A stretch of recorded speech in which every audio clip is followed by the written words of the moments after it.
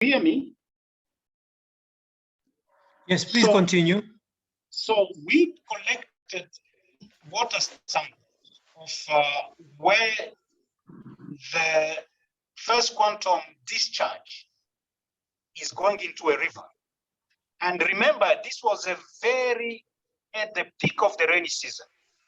And when we were there, it was raining whole days.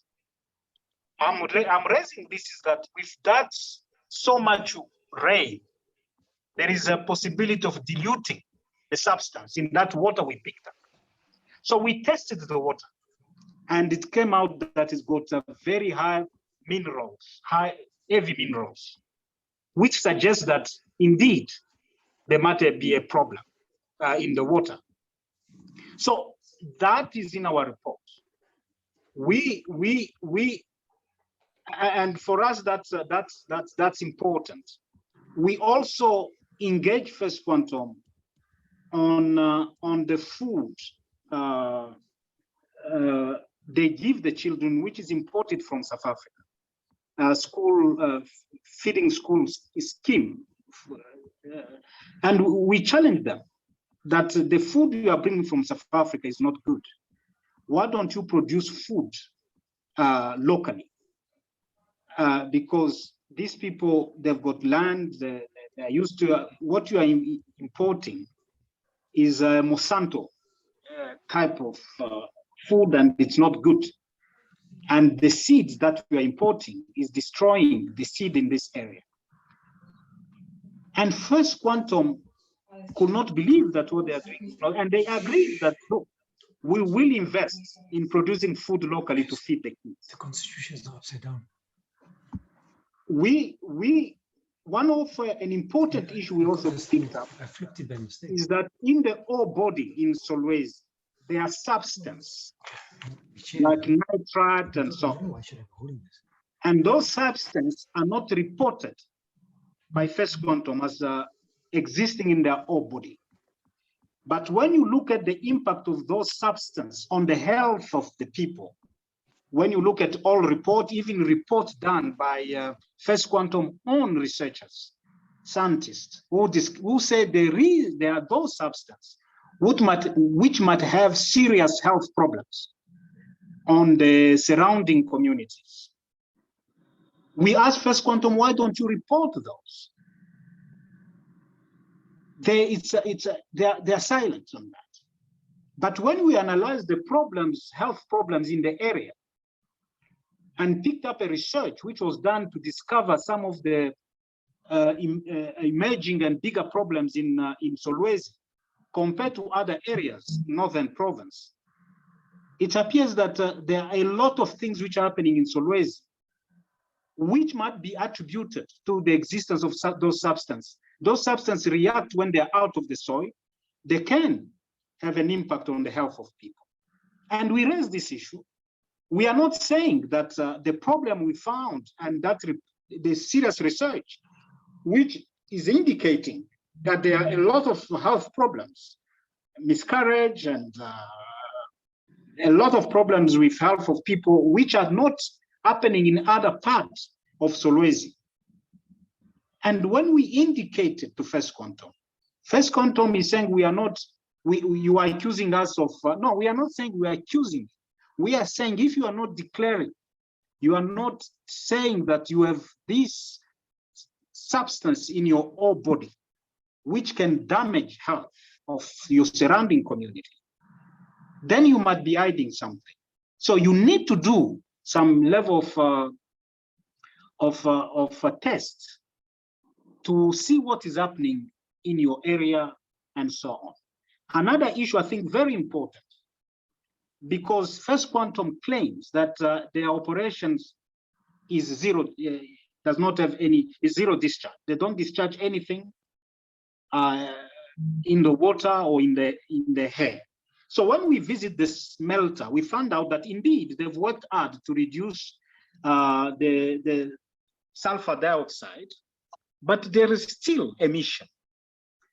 The question we ask them is that how do you measure the impact of your emission on the environment? They told us we've got machines we've put in different areas where we measure the quality of the hair that is coming out of our smelter. We were happy with that. But when we went to see the machines they say they've placed at different places, we found that those machines do not exist. We took pictures, we put in our report, and we engaged with them to explain to us, so you are not measuring the hair quality, and you told us you are doing that. No, so long explanation, they can't give us a correct answer. So there are so many of these issues which we did with them. We had a long day meeting with them. They were challenged by communities who were part of our research. They were challenged by government officials, especially on the issues of education, where government officials in the area were quite, they also did not agree with their model, where they put almost $40 million in one school, which brings in children from outside the community, from Lusaka, even from other countries, to come and study in a school very modernized.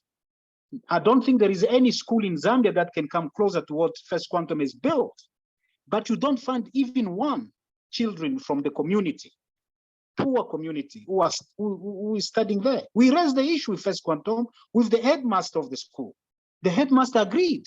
We need to do something. I said, you need, let's suppose that, yes, you've built, it's expensive to maintain and so on. Why don't you bring in even 30 poor children so that they can study here, and then those children can grow and start to change the situation. But as Edward said, you go to another schools, community schools, which are supposed to be their first target for social responsibility. You find that the school has got 2 small toilets of latrine with 400 children, girls and boys using those schools. No water. We said it's unacceptable. Teachers who do not have, where you find teachers are sharing one small rooms, 3 teachers. Then we asked them that this is not acceptable. The answer they gave us is that social responsibility is not mandatory in Zambia, and we are doing better than the Zambian government. Why don't you fight with the Zambian government? We said the two are not exclusive. The Zambian government has got its responsibility. You have promised, you write in your sustainability report how good you do things. It's either you do it well or you don't do it. So these are issues, the chair, just not to be very long, some of the critical issues we've raised. And if you read the report, you'll find more substantive extension on those of these issues.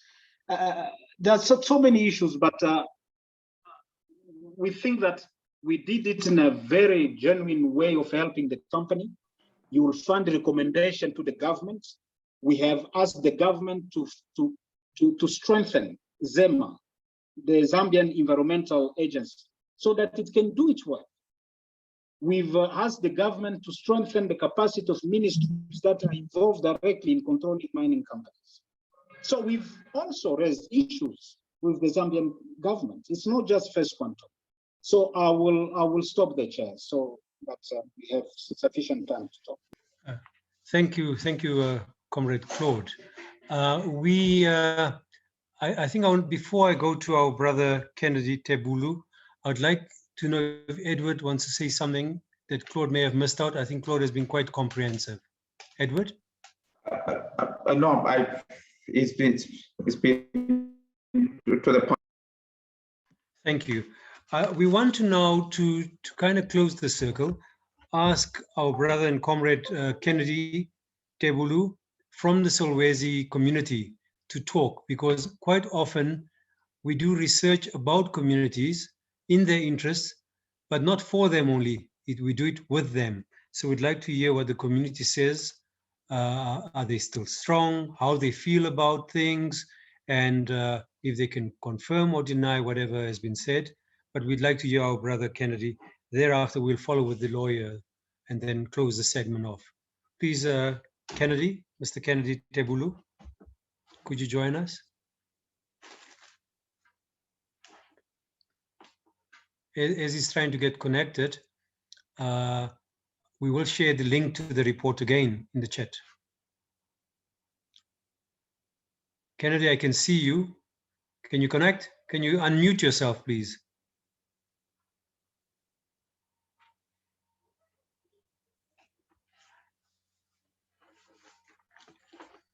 Mr. Tebulu, that sounds like you've got it. Yeah. Yes, my name is Ken Tebulu. Thanks very much for giving me the wonderful chance. I'm a Kabwela resident. I have lived in Kabwela for many years, since 1990s, before the mines came in. I support with the organizations, those who have stood with us.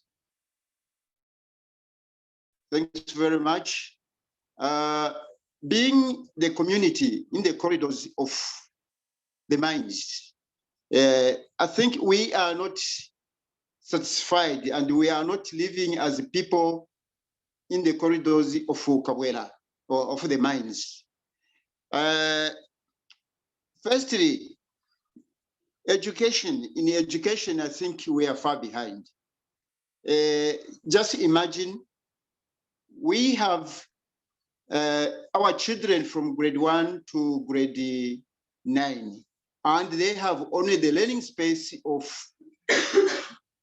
1 block by 3 classes, of which has reduced the learning hours for our children, and that's not good enough. Also, our children, we expected them to have been learning computer work, which is not there. Staff houses, right now, there are only 2 staff houses against 9 teachers, which is not good. We have teachers who are walking long distances, coming from Mushtara, coming from the town center, to walk almost 17 kilometers to get to the school every day. That is unacceptable. Therefore, as a community member, having displaced by the mines, we expected more. Although I know some of these things could be done by the government, but also we are supposed to have built good relationship with the mines to see to it that education is good for us. Also, on the health side, we have a small clinic with only 2 staff and 1 staff house. That is, of which 1 staff is moving about 17 kilometers every day to come to the clinic, which is not good enough.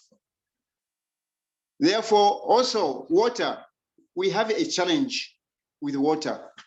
The whole community was given 4 boreholes, of which approximately we have 1 borehole after 1 kilometer across the community. And we have 2 additional boreholes which was brought in by the government. That's for the clinic and the school. Therefore, we ask the people responsible to come in. Water is life. We cannot allow our wives, our children, and the other people walking long distances for water. Water is life. Without water, there's nothing that we can do. Also, the roads are bad. We are living just like as if we're in the typical village, yet we're in the corridors of the mines. We are supposed to have good infrastructure like roads, houses. When you find the houses that we are living in, it's unacceptable. Regardless of our field being fields where we used to do our farming, which were taken away by the mines, although we had some compensation. Okay, that was enough because we cannot compare money to land. I think in general, we say we are not satisfied with the living standards as a result of the mines coming in. We thank for the development the mines have brought in. There are many things that they have done, but it's not enough for us. We need to live in like other people are living. Livelihood is tough. Therefore, I think these are the few points that I've got to tell the panel. Thank you very much. Thank you very much, Mr. Tebulu. What you've touched on now is not worth me spoiling your words. Water is life, right? You know that the company has a responsibility, you say. You know, because what corporations do, when they enter a place, they have to weaken the power of communities. It is part of the design. They destroy your power, they take more power over, and then they externalize the cost. They give us dirty water, they pollute our water, and then when you fight them, they say, no, go to your government. We are still trying to help you. The damage they cause is so immense that they can't even fix it, you know, to blame the government is a very, very cheap way, as you point out. But we would like now to ask our good friend, DeSanta, who is the lawyer for Richard Spoor Incorporated. She's going to speak to us about, she's not going to tell us the inner secrets, but she's going to talk about why they've decided to come on board to work with the community and SARW in defending this litigation, which is in another way corporate bullying, the big bully there. Now, DeSanta herself is a Bertha Justice Fellow alumni, a former candidate attorney at SERI, Socioeconomic Rights Institute of South Africa, and they've done really, really good work. She's a former Constitutional Court clerk to Justice Edwin Cameron, another progressive judge, and she holds a Bachelor of Arts degree, honors degree in political science, and a master's in arts degree. So she's not just a lawyer, she also has some other politics attached to it. She has completed the Bachelor of Laws degree, and all the degrees were conferred at the University of Wits. She's currently working now for Richard Spoor attorneys. DeSanta, we are thrilled to have you, and please talk to us. I know the company has tried to stop us from speaking. We want you to speak as much as the community and the researchers have spoken. Welcome. Thank you, Hassan. Thank you for the warm welcome, and thank you to SARW for setting this up. I could bore all of you with the legal angles of this case, which I will do at some point. But I thought a good place to actually start was why we decided to get involved.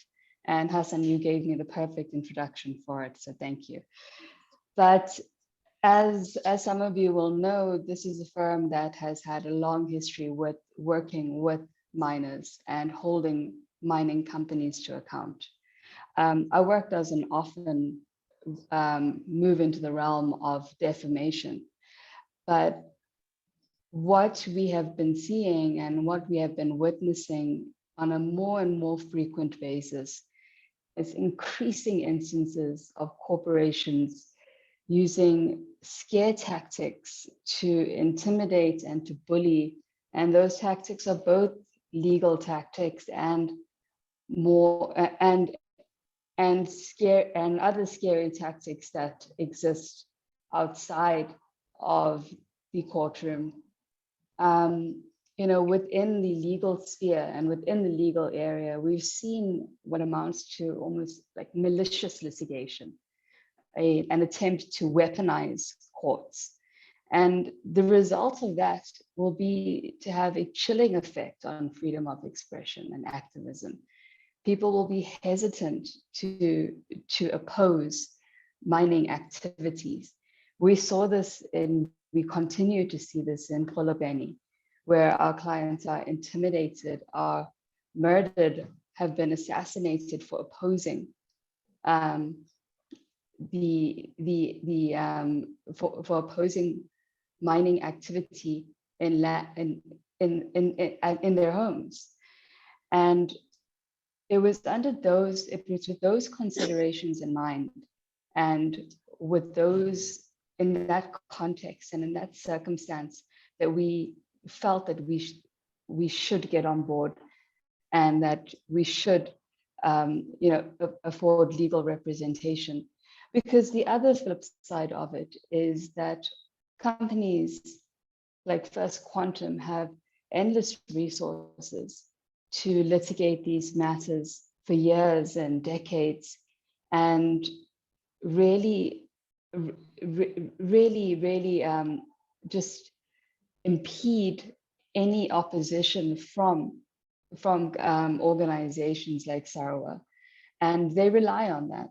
They're aware that they can litigate a matter for decades, and it won't affect them in the way that it will affect communities, in the way that it will affect civil society organizations. And that's an abuse of court procedures. And it's a tactical, strategic attempt to silence criticism and to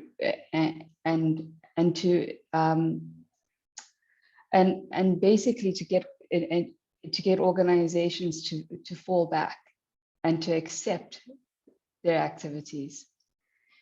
And so that was, just sort of an introduction of just some thoughts that we had as RSI about why it's important to defend these cases, and why and just how insidious these mining corporations are. I'd like to talk just a little bit about what the actual defense is that SARW has invoked. And I won't say too much, because I do see that our colleagues from CER are also participating, and our colleagues from CALS are also participating, and I'm sure that they will have a lot to say about this as well. So I'll try and keep it as brief as possible so that as many people can speak. But in essence, what SARW has done, and this is public knowledge, and the papers are available for public consumption, is to invoke two special pleas.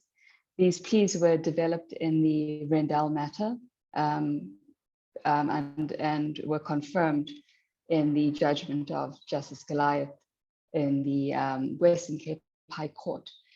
And basically, these two special pleas are as follows. The first is that First Quantum has initiated this litigation in order to silence SARW.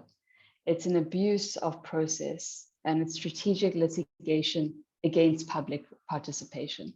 And we call that broadly a SLAPP defense, right? And the second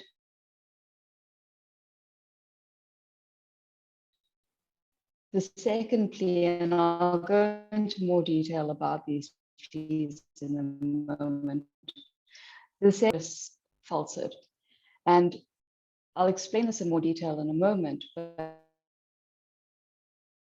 the point here is that corporations aren't bearers of human dignity. And as such, their claim that, their claim that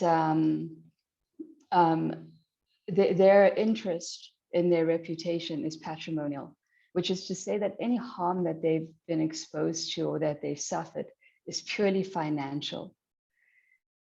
They aren't bearers of dignity, and they can't have a reputational claim in the way that they've pleaded it. And I'll come back to some of this a little bit later, but just to go back to, in essence, what the SLAPP defense is it's going to the court and saying that First Quantum has brought this case for ulterior purposes. They're doing this not because they're interested in because the 1 million rand is relevant. They're doing this because they're trying to discourage, they're trying to censor, they're trying to intimidate, they're trying to silence the defendants and other members of civil society. We've heard from our colleague Kennedy about the conditions. We've heard from Edward, we've heard from Claude. We know the effect that these type of cases will have. And by trying to use the court to intimidate and silence members of civil society and the public and the media, they are abusing court processes. And they're abusing court processes to achieve an improper end and to silence people by threatening them with financial damages. And importantly, what comes with that is that this is the violation of the freedom of expression, as in terms of Section 16 of the Constitution. Now, there is a broader issue which has sort of been touched on by my colleagues in this conversation, about the fact that First Quantum operates in Zambia, and we believe at RSI and so does SARW believe that there is scope to actually develop the SLAPP defense with the African Charter in mind, which also has strongly entrenched rights to freedom of expression. So that's just something to flag for, for the future and for future broader legal strategies. As many of you will know, the Rendell matter that confirmed this defense, the SLAPP suit defense, is under review, is pending review and appeal at the Constitutional Court. So we'll have to wait and see, but this could be an added element to contribute to that. And then just to explain the second special plea with a little bit more detail.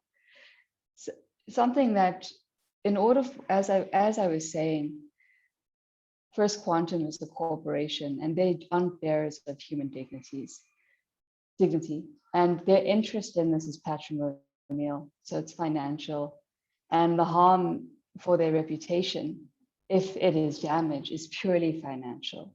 And in order for them to actually claim financial damages, they actually have to prove a few things, which we believe they haven't proved in their papers. And I believe our colleagues from CER will tell us that this was similar in the mineral sands issue, which is that they have to prove that there was a false representation that was made, that SARW knew the representation was false, that First Quantum lost customers because of the statement, and very, very importantly, that SARW intended for First Quantum to suffer that loss by the false representation. And none of this has been proved. What you have here are just very thin, shallow papers being, and a case being thrown at an organization in order to bully them and to intimidate them into withdrawing the report.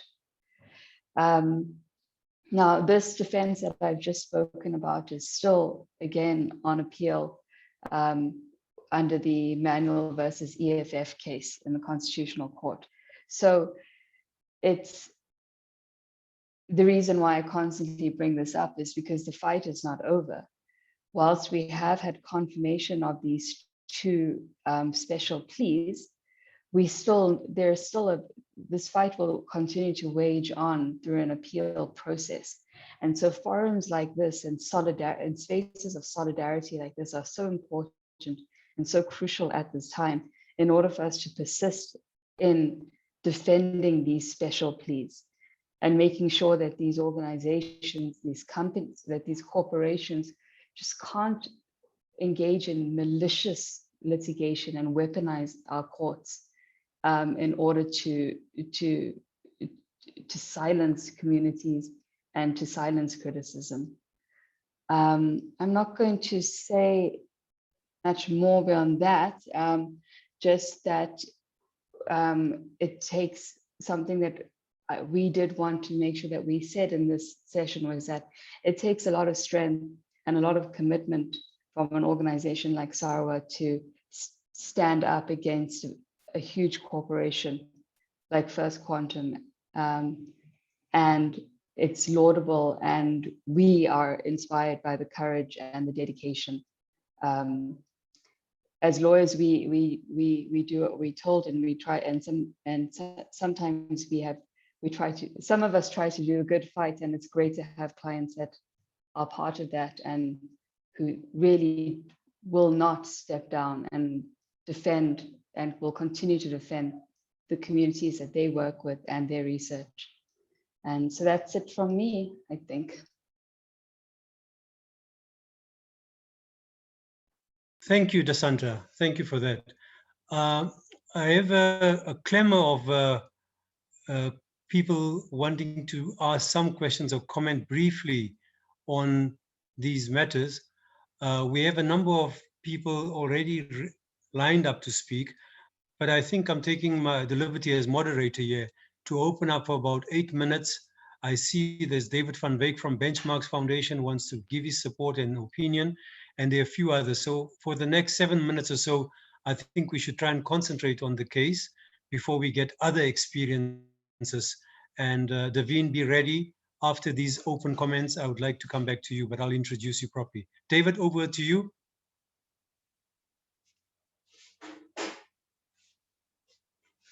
Mr. David van Wyk from the Benchmarks Foundation. And Hassan, while yeah. Yeah, David is here. Okay. How are you? Okay, yeah. The First Quantum experience is a very, very interesting experience, noting also that they had been kicked out of DRC previously. It's not the first time they had a run-in with communities or society. The second thing is that there are other operations besides the Kansanshi operation in Solwezi as well, where First Quantum is also involved, and where the relationship with the community is hugely problematic as well.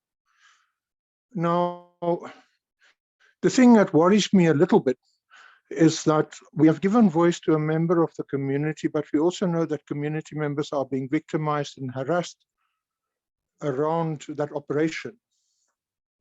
And we need to, from a legal perspective, also begin to protect the individuals that are extremely vulnerable, given that we are sitting in Johannesburg or Lusaka, far away from where they are, and it's very difficult to protect them when they are being victimized. And I think that civil society organizations need to begin to think about this particular aspect, also of protecting the individuals who are prepared to stand up and say, but we are not happy. Thanks, Hassan. Thank you, David. You raise an important issue that we raise. I mean, I think that some of the lawyers throughout the discussion here will have to talk about it. I wanted to just come back to Dasanta now. The Constitution of Zambia does talk about all these freedoms, and they try to limit them in some way as well. You know, and they've tried to fragment civil society in Zambia. They try to destroy them. The point David raises, we are headquartered in Joburg, lawyers, etc., far away. You know, what other support can we give as lawyers for the organizations? But I do know as well that Edward may want to talk about this. But over to you, please. Santa Pele? Gosh, you've caught me off guard. No, I can. While you gather your thoughts, let me say this: that they fragmented a number of the organizations in Zambia. They've divided them. They even tried to put pressure on the Jesuits, whom I thought were incorruptible or uncorruptible. I can't speak the Queen's English properly, and for some reason they get them to pull out. But as Edward will tell us, there's a number of church groups that have stood their ground.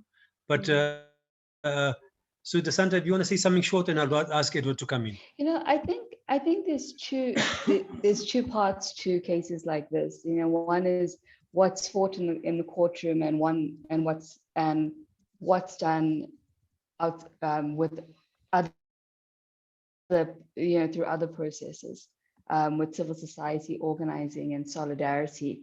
I would be lying if I said to you that I knew that I had a legal answer to your question.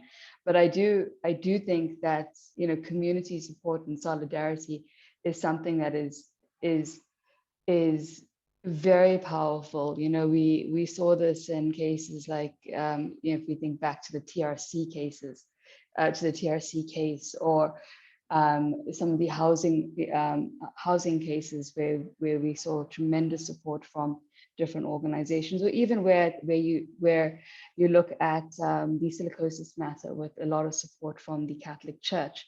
So I think that you know, that litigation isn't only fought, the cases aren't only fought in the courtroom.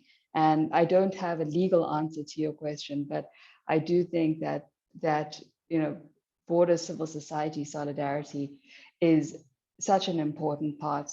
And when you look at judgments like the Mazibuko and other water case around water, where the court notes the support and the judgment in the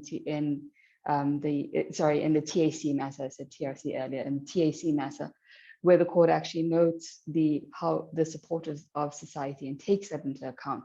Those things do matter also in a legal sense. But I off the top of my head, I don't have a immediate answer for you. I think you've given an in principle answer. We should redouble our efforts wherever we are to support the community members and to speak truth to power. But Edward, could you just tell us a little bit about the mobilizations and the attempts to reconstitute community support for the just cause that we are fighting? Thank you.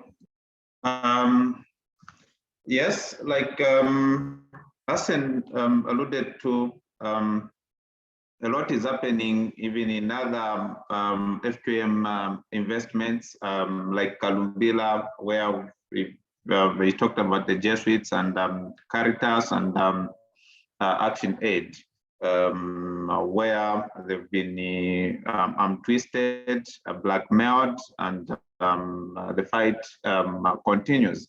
But on our part, we are now engaging and working with a coalition of Zambia Human Rights Defenders Network. It's a coalition of human rights defenders.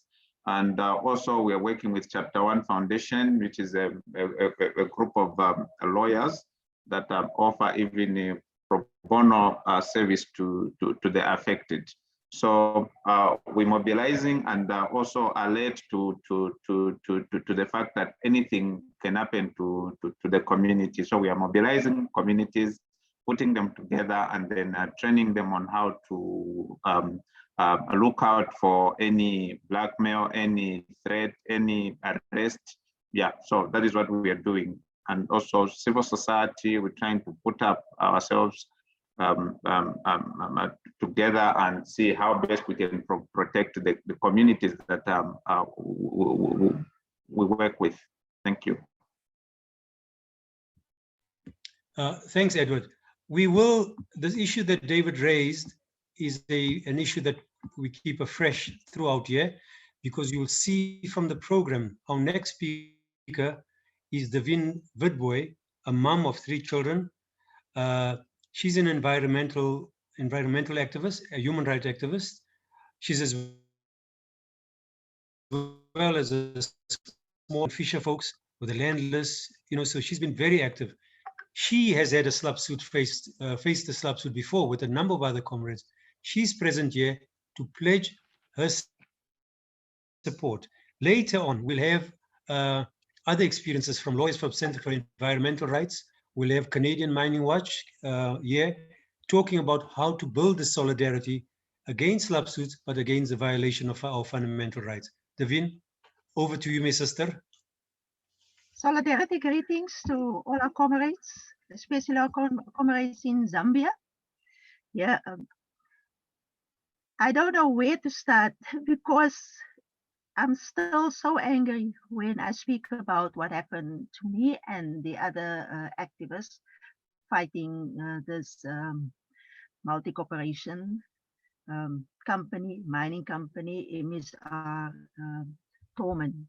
Yes, in 2013, this mine started operating in the West Coast, in a rural town called Lutzville, where I'm staying.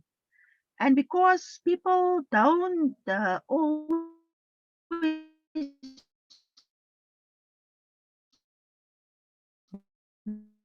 know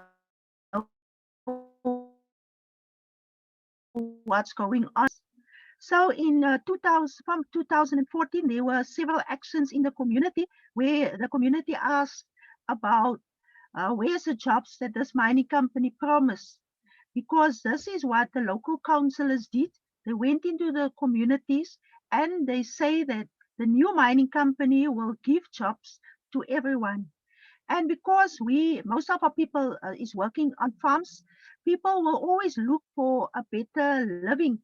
And they thought by giving permission for this mining company to come in, there will be jobs for them. So this didn't happen because MSR Thorman, the Australian mining company, bring in people from Kolobeni and other provinces in South Africa to come and work here in Lutzville. So what we did is we as organization start to mobilize inside the community, and because every time people went to in front of the gate to ask questions, they were locked up because the police were also part and parcel with this mining company. And by that time, there was also rumors of a lot of briberies that was given to councillors and also community leaders. So in 2017, I was invited by University of Cape Town to attend a summer school, and the topic was mining at what cost. But we didn't know that there were also a lawyer that attend who was sent by the mining company to record us. So in April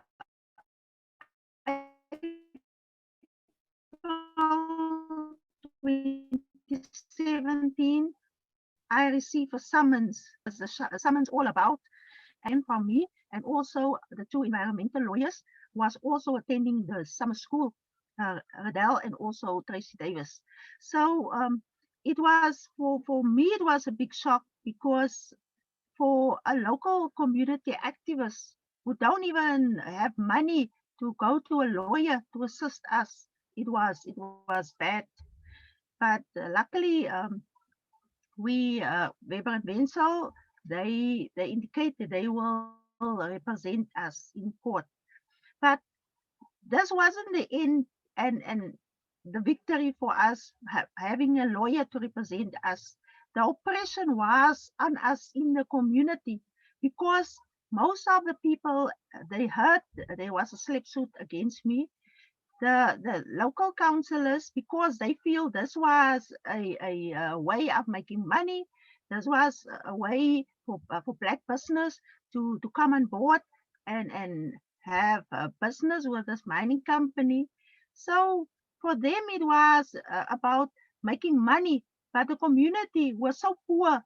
This wasn't about us or benefiting from this mine.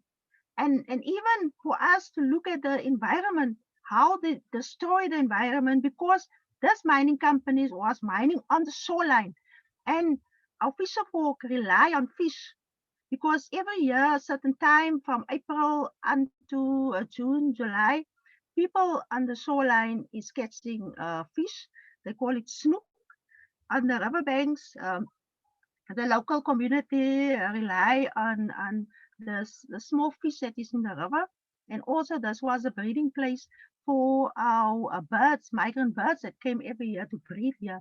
So, and even you can see every year our environment gets in bloom after the first rain of July. You will find the beautiful flowers called the Namakwa daisies. So this is a very, very beautiful place in South Africa. And for us, we can't just allow this mining company not to come and destroy everything. The same mining company want to mine in Kolobeni, where the people stood up and say that we are not going to allow this, no mining on our land. But for us in the West Coast, it was difficult because you don't find people that will stick to you when they find out that the mine distance themselves. But for us in that situation, we mobilize amongst the women, especially in the youth, and we give them training. So education is very, very important when you face the struggle of SLAPP suits. It's very important to invite people that, like lawyers, like Center for Environmental Rights, they did come and do a presentation and train our people. We also ask help from Oxfam, South Africa, to come and train our people about social and labor plans, and also what is the law say about applying for mining rights, and what is there maybe the benefits for people living in the community next to a mine, or what will happen with the people living there. So it's very important that people know the implication of mines around our area, because when you are standing up against this mining company, you will find that there are people in the community that will say, yo, why are you fighting this mining company? You will find young people who will say, no, this mining company, they contribute towards our school. But the end of the day is that we need to look deeper into this discussion of what is the implication on the environment and also on your health. Because sand mine, the thing is, when sand comes from the bottom of the earth upwards, you will find radiation level is rising. So people, because of the poverty and the low level of education, people don't know what is the reality of this mines, the damage that they will cause, and the implication on our health. We work with our environmental activists from different organizations inside the community. So people will work in the background, not revealing who they are, because there was a lot of attacks also happening on local activists inside the West Coast, and also activists in the Wild Coast in Kolobeni. So assassinations can take place. But the thing is that we as activists know at the end of the day our lives will be in danger. But to keep quiet, our lives will be more in danger, because the implication on our health our people will suffer. So we didn't stop, because now it's 4 years along the line since we were SLAPP. So we went out of our place where and surroundings where we are staying, and we start mobilizing other organizations, civil organizations. We even asked other organizations in different countries to send out solidarity letters to help us as activists, because this can be a very lonely road for people who face SLAPP suits. So you are not alone. It might feel that you are alone as soon as you receive the summons, but you are not alone, because what we hear now is there are many people around the globe that face SLAPP suits, and also there are people who are assassinated at the end of the day, like what happened to Bazooka. The same could have happened to me, but luckily I'm staying in the community where there's always people around. We are not distant, like my house is here, somebody else's house is maybe a few kilometers from where I'm staying. We are a community where there's a lot of people staying next to each other. So we need to look into what is a danger that activists can face when they stand up against mining company. Even since now we face that people start forming these black businesses. where they say, no, we are going to the mines, we want deals with them, we want to do business with them. But for us as local community, it's not about making money, it's not about see how much you can gain from the mining company, because the expansion of the mine is only for a few years and then they will disappear. So we look into other areas in South Africa, like Namakwalan, where mining companies was mining, and at the end of the day, they leave the environment and they just disappear with all the money that they can make. So we as community say that we will not stop, and we form this West Coast Food Sovereignty and Solidarity Forum because we need to look at the local community, how we going to mobilize inside the community and how people can stand up. Because mining companies say, yes, we will give you jobs, but that is a big lie. Because at the end of the day, they will use a lot of machinery and they will cut out labor. So what is the importance is to protect our environment, is to protect our marine resources, because MSR Torman don't feel anything for our local people. And currently, we know that our councillors and even the government, Gwede Mantasi, just granted them more mining license. So where does this put us? But we will never stop fighting. We will continue with solidarity action with our people from Zambia, with other people, whether you are in Colombia, whether you are in Zimbabwe. We know that mining takes place everywhere, and we need to support and protect our activists who stand up and fight. Thank you.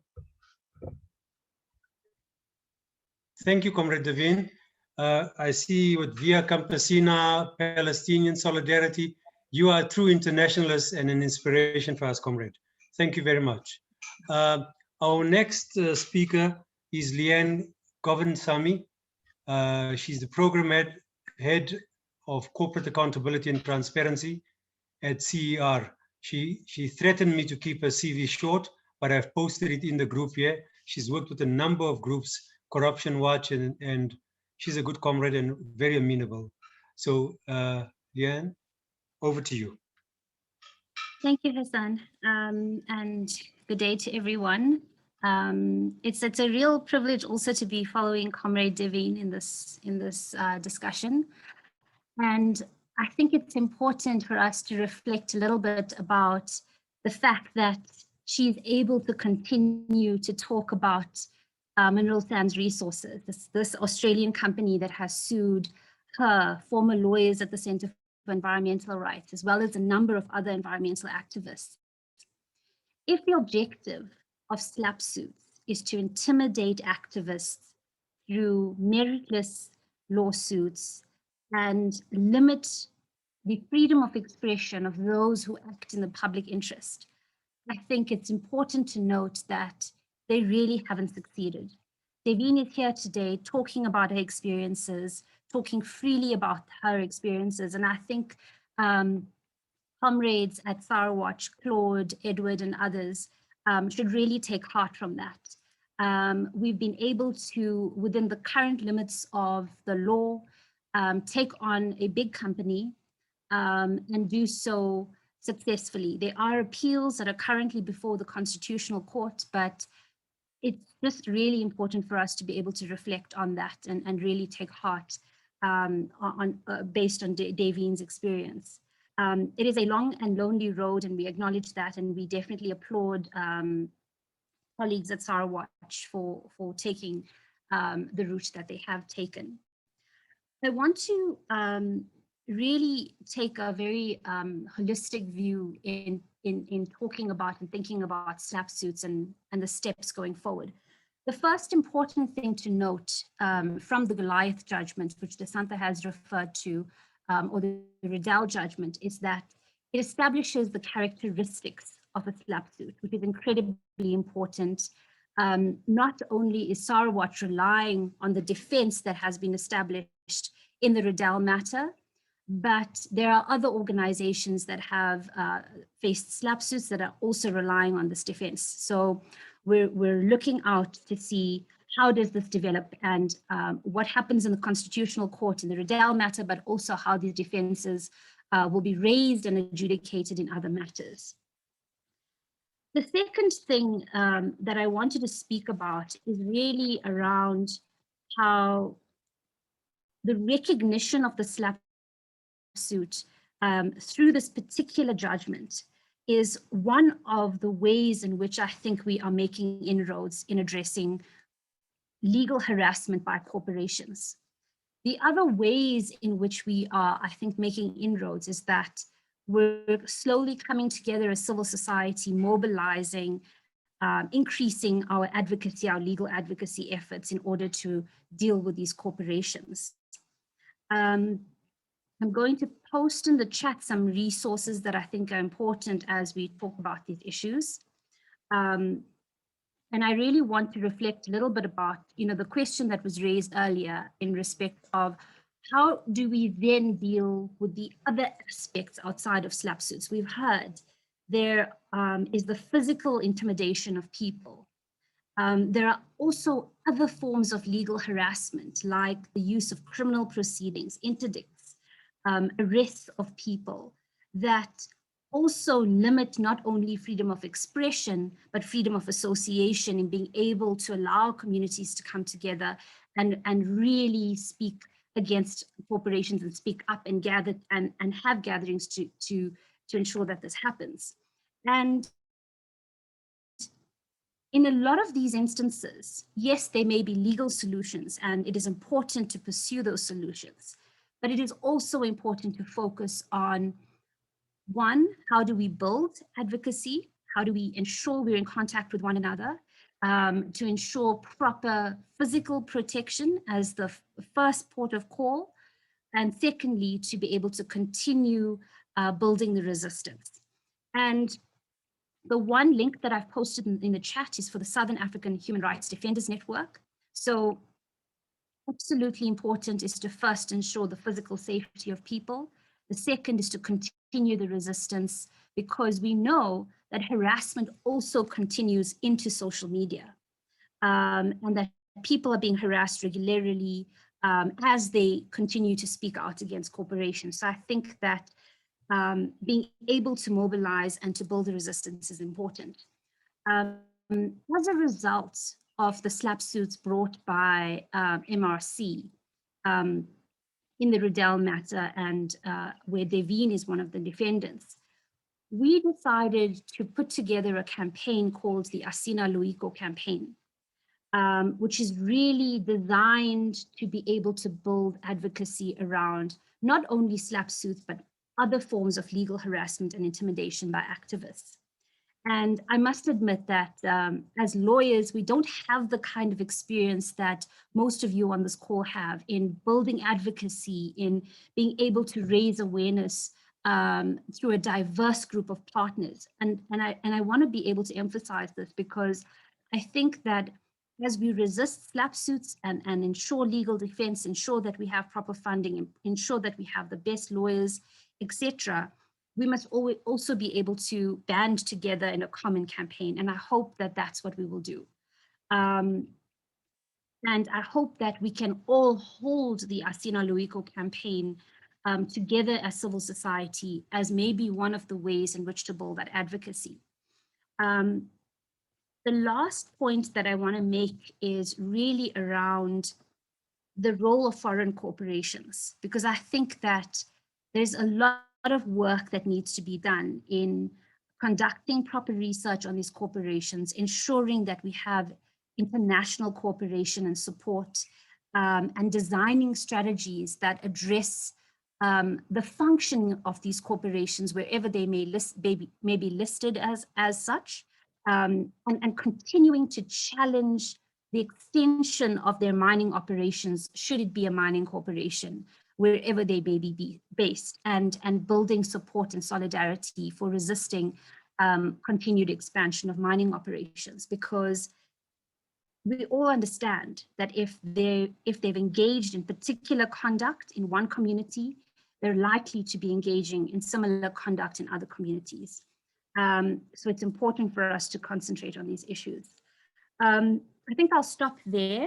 I know that we don't have that much time and there may be questions, and I'd just like to thank everyone for being part of this discussion, and we look forward to being a supporter and a continued part of this resistance. Thank you, Leanne. I think that we appreciate your presence, and this is one of many. So we have to go through this meeting quickly. Some of the panelists have load shedding threats hovering over their heads, even including myself. So what we would ask now is that Busisiwe please to come in, and as she gets her mic ready and others, I'll introduce her. And it's interesting that South Africa's got load shedding and Zimbabwe hasn't got, so we will make Zimbabwe wait a bit. Busi is a social justice activist working for the Center for Applied Legal Studies. She's also worked as a clerk at the Constitutional Court, so they've cut their teeth where it matters, right? She's worked on human rights, with human rights defenders, all the kind of stuff we've spoken about here. And looks like these are all Witsis, guys. Hey, where's all the Bush colleges? Okay, Busi, over to you.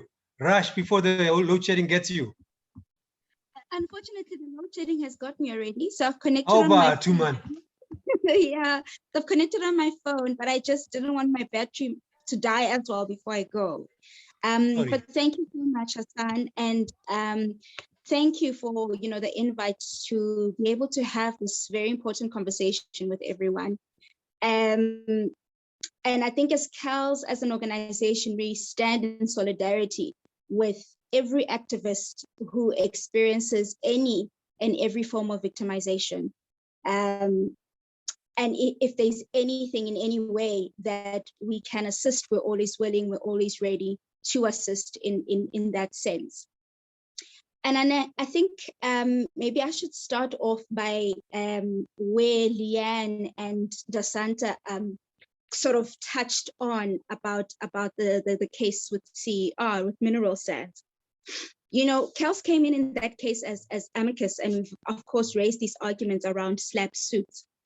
I think one of the most important things that came out of that judgment is, of course, a recognition of SLAPP suits in South African law, because the problem was SLAPP suits were not recognized under South African law. So we have these instances happening on the ground. We have a lot of activists that are coming out to say, look, there's court processes that are being used against us to silence us.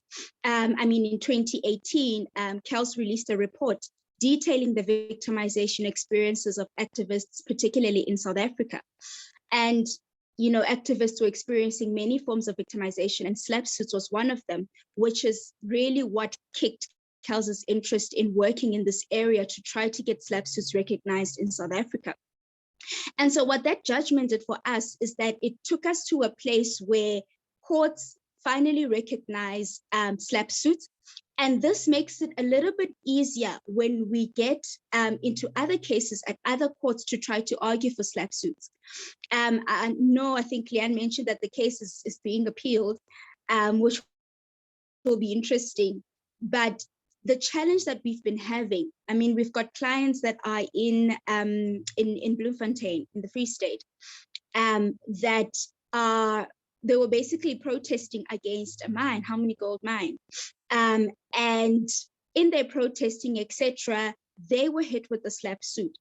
But now the SLAPP suit in their instance took the form of an interdict.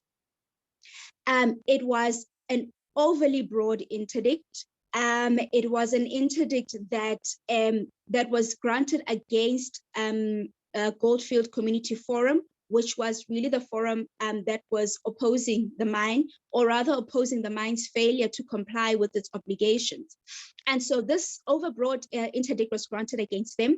And at that time, they were not represented. So we only came in after the clients had already gotten that interdict that was against them. And so by the time we came in, we wanted to overturn that interdict that's against them, and then enter the main case so that we can argue that this is actually a SLAPP suit. Mind you, the other thing that came through in that matter was a huge cost order, which is normally the modus operandi of SLAPP suits.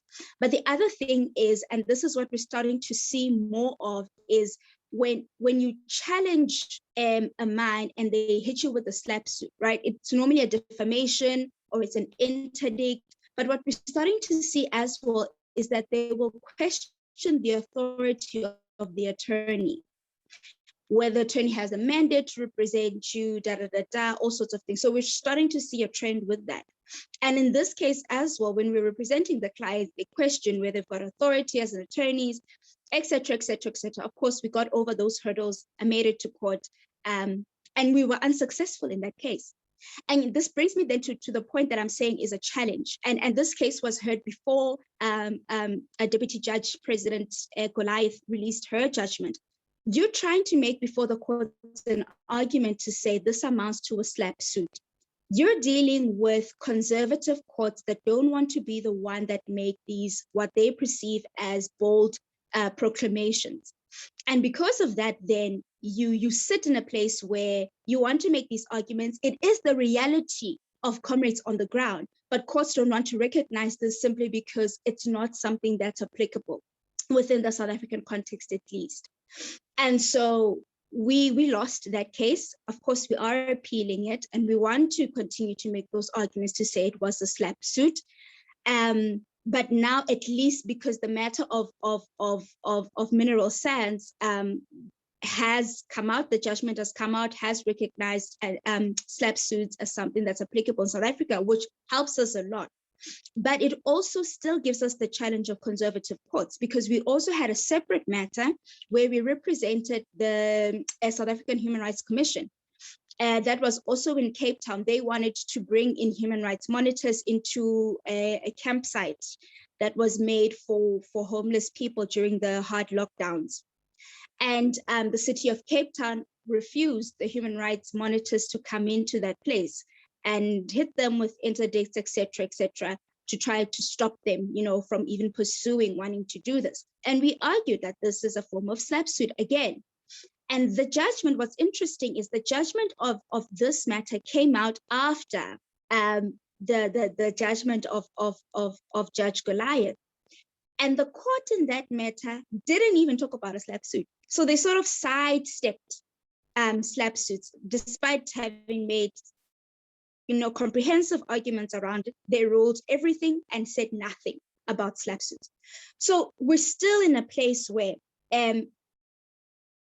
even if we've taken at least one step forward with getting SLAPP suits recognized under South African law through the mineral sands judgment that was successful, we're still having this problem of conservative courts. We're still having this problem of having it broadly recognized country-wise, and I think even regionally, that would help us a lot when these cases come in before the courts.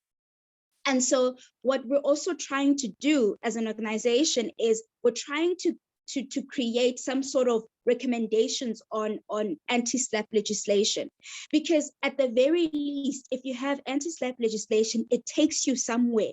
We know where's our first point of call in how to deal with something that comes in this way, and we know how to respond to SLAPP suits. And courts know what they need to apply, and courts know what to do, because it doesn't help that we understand the realities. We bring these matters before the courts to defend ourselves as activists when you are hit with a SLAPP suit that's trying to distract your attention and your resources, and we're trying to make these arguments to make the court realize this, but the court refuses to do this. And I think personally, if a court refuses to recognize the extent of SLAPP suits and what they do and the way that they chill and all of the problems with SLAPP suits, this is another way for me of victimizing activists, because you are negating the experiences that they are having on the ground. You are negating what this really is. And you are in essence allowing corporations, government to be bullying people into continuing to do what is wrong. So, I mean, it's an ongoing battle. It's an ongoing battle. And really agreeing with also what Leanne was saying, it requires for us to really come together. It requires for us to really think about creative ways of fighting this. And it also requires for us to, adopt different tools. The law alone is not going to solve the problem of activist repression.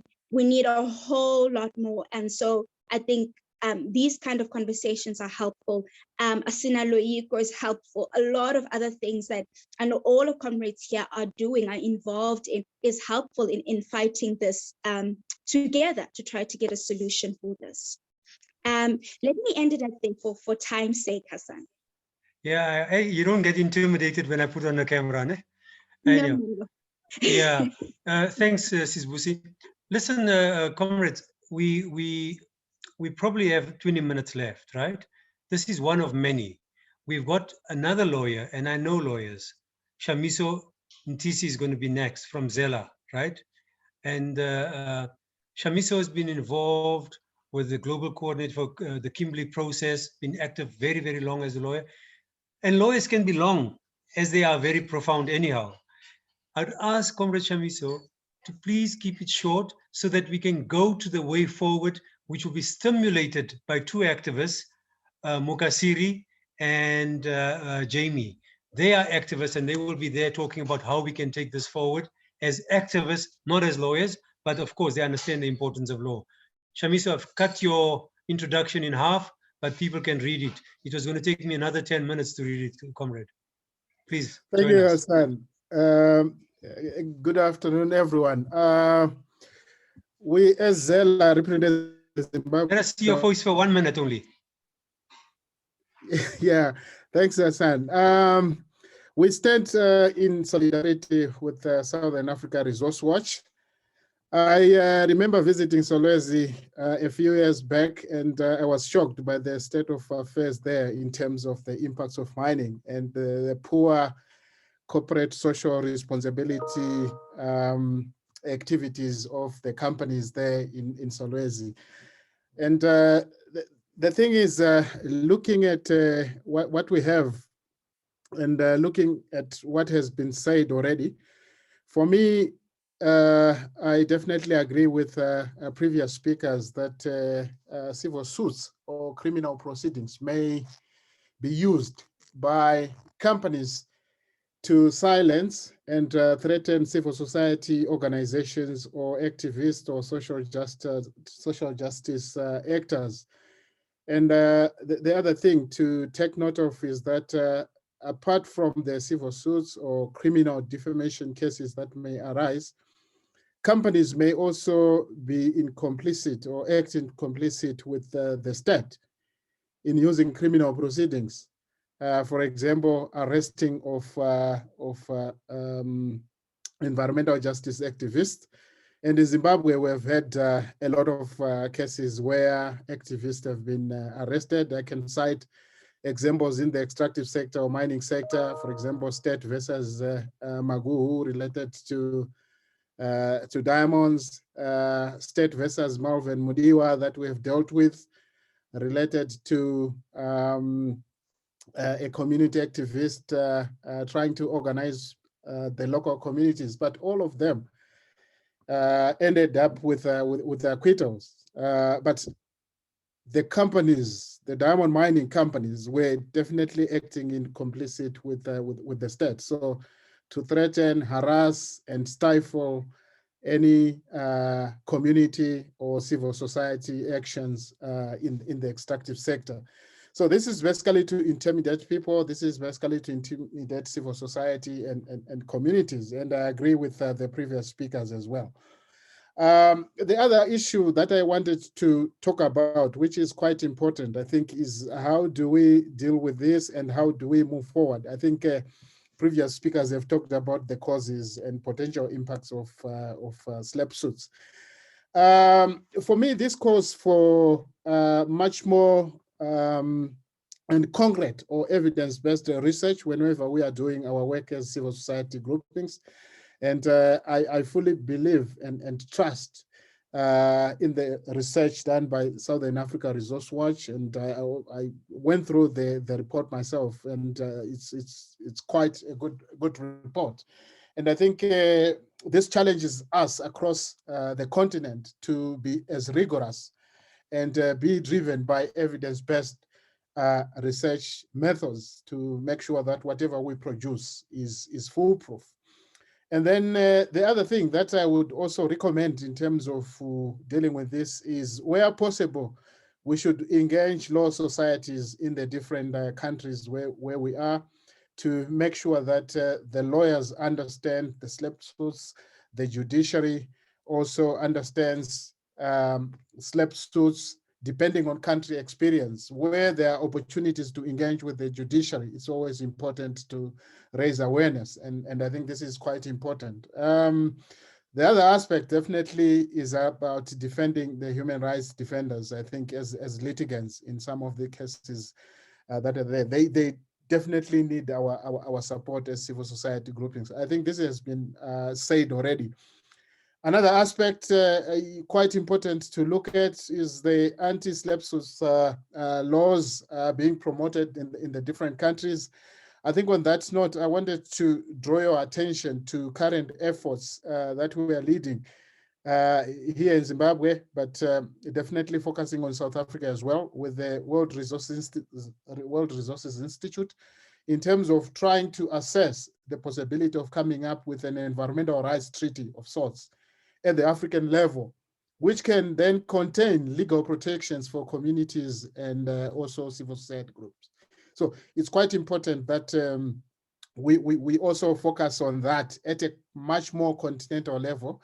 It's still early days in terms of the assessment, but I think an environmental rights treaty of sorts should include provisions related to legal protections for civil society and activists or human rights defenders against SLAPP suits.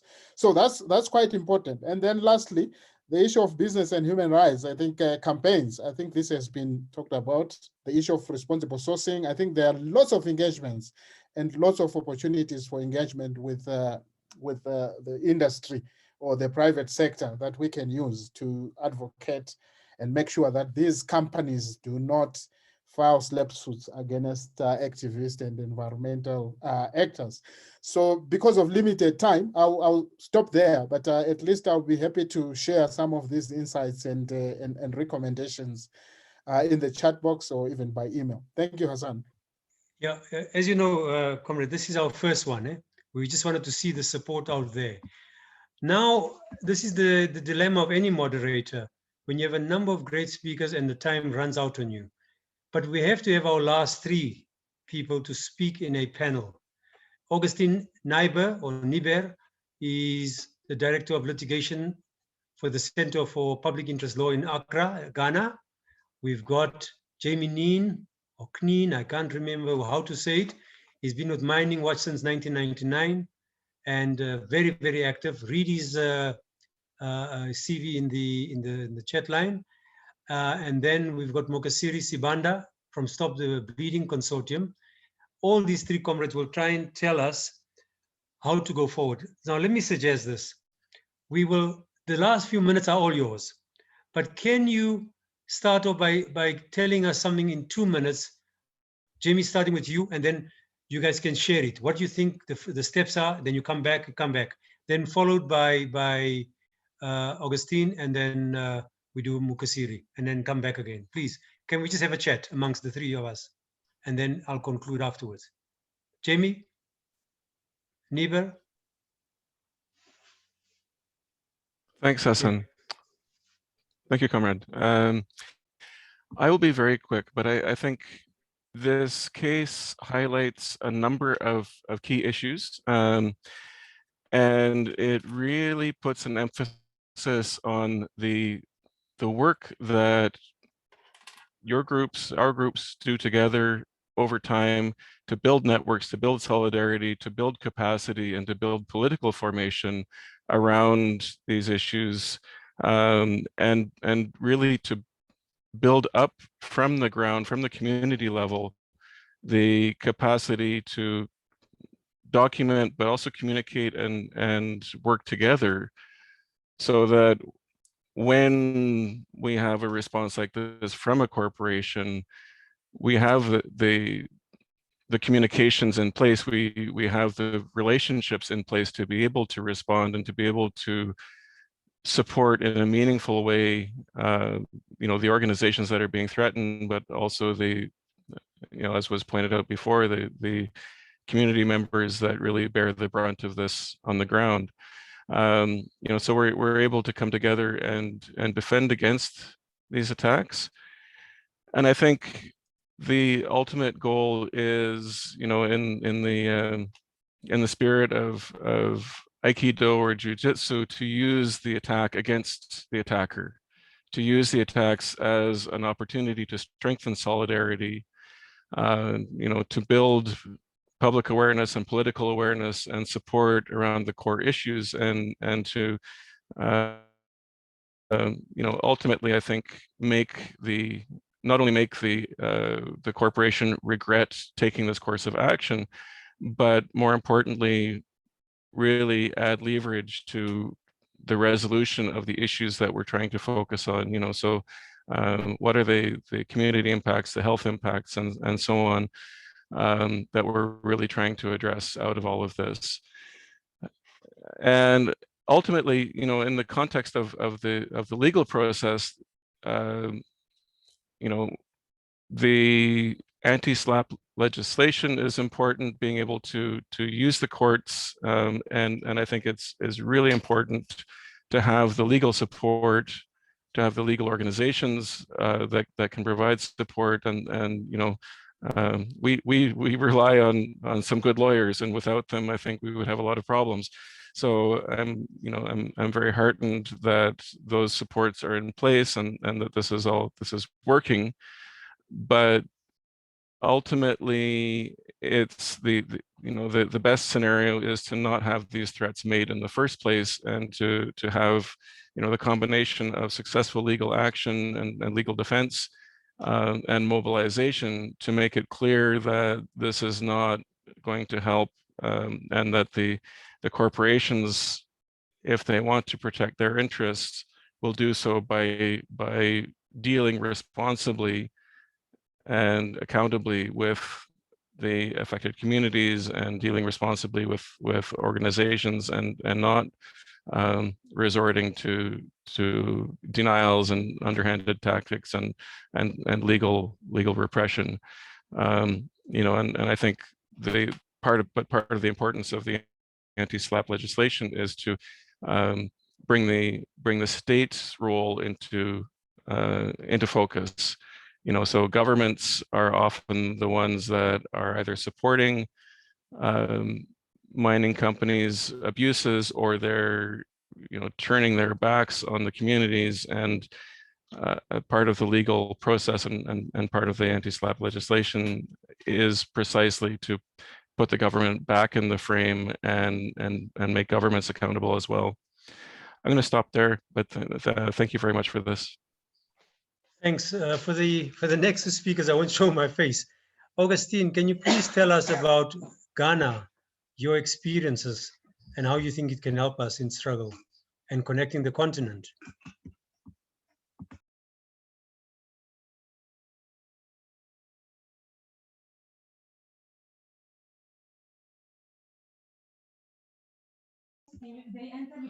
Are you there, Comrade Naiba? Or can we go with Mukasiri?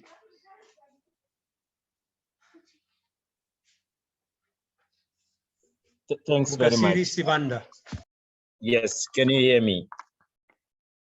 Loud and clear. All right, thanks. 2 minutes you said, so I'm going to stick to time because we are out of it. It's very much important that we are getting this, we are having this conversation as an online discussion, because solidarity now has been redefined by COVID-19. It's no longer about grouping and marching in numbers. So what are we going to do now under these conditions? We need to mobilize the African voices online to make sufficient pressure that is there for first quantum to be able to feel the heat in terms of the challenges that are coming or the pressure that is coming from the African voices. For me, this is about, reminds us about colonialism, how African resources have always been pillaged, how companies are audacious in terms of the manner that they want to continue disadvantaging the Black people. So I think it's important that we also connect the solidarity component is very, very important with the Black Lives Matter movement to say this is what is happening.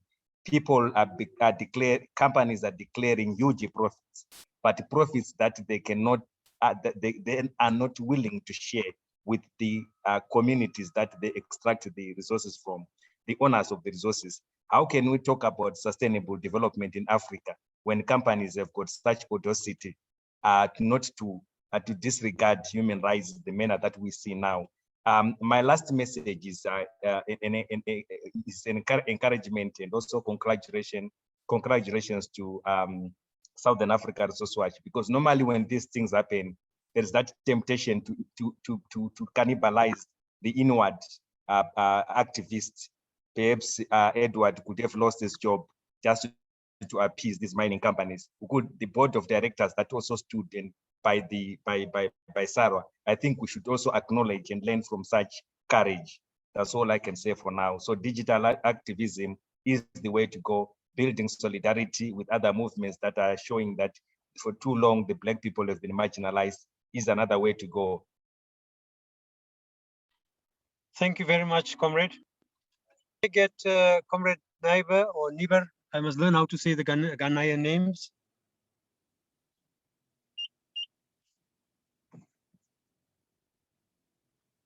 Please, over to you in Ghana. Hi, Hassan. Comrade Neighbor has just indicated that he's having challenges with audio, but he has sent in a message and it says, but what I can say is that it is a continental issue and we should begin to set up continental networks in these areas. Today is Zambia, tomorrow it could be Ghana or anywhere. So that was his message. He's having problems with connecting. Thank you very much, Mastane. Just the issue for me now, what is left now, because we promised people that we'll keep them for 2 hours, is to say this is one of many, right? We are fighting an immediate fight. We have to build solidarity to defend SARW and other groupings that are in similar situations. We have something, a platform by CER. We're thinking of widening the struggle to a more African-wide platform. But as we fight them politically and legally, we must make sure that we look for alternatives to destructive mining that we have here. You know, there are no clear signposts, but you know, we know that the economies are to serve people. It should be there to serve us, not to serve the elites and a few. You know, they can't enter our territory and then dirty our land, pollute the water, kill people, and then say our governments must look after it. Our governments are really, really hamstrung. So we need to build the pressure and make sure that we build harmonious communities from this rubble that we are facing now. So clearly for us, we know that Justice Goliath, the Deputy President of the South African Constitution Court, passed an immense judgment, right? We need to ask ourselves, do we join in on this appeal case? Do we all get in? But we will have further discussions with lawyers. You know, in the story, the mythical, biblical story about David and Goliath, Goliath loses. And in this particular case, Goliath has won. On behalf of SARW, we are thrilled to have had this great response and enthusiastic participation. Friends and comrades is one of many. We'll have to meet again. I know time is tight, but we respect people's time and we'll have to convene again. On behalf of the leadership of SARW and myself and other part of the team organizing, thank you very much for participating. We'll try and send you a report. Bye-bye. Thank you. Bye. Bye. Bye. Thank you. Thank you. Thanks, everyone. Bye. Thanks, everyone. Bye. Bye. A luta continua. Yes. Aluta. Continua. Venceremos. Mandla.